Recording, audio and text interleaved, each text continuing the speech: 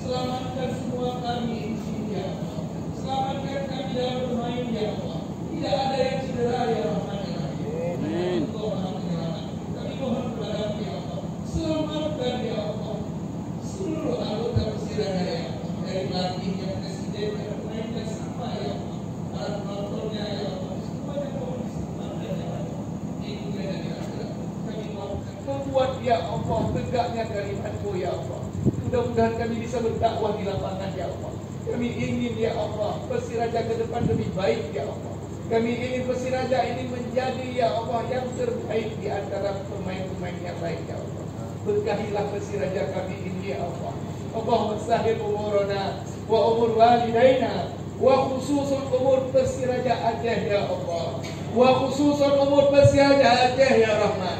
Wa khususun umur Persiraja Aceh ya Rahim. Allahumma naw Persiraja hidayah kita Persiraja.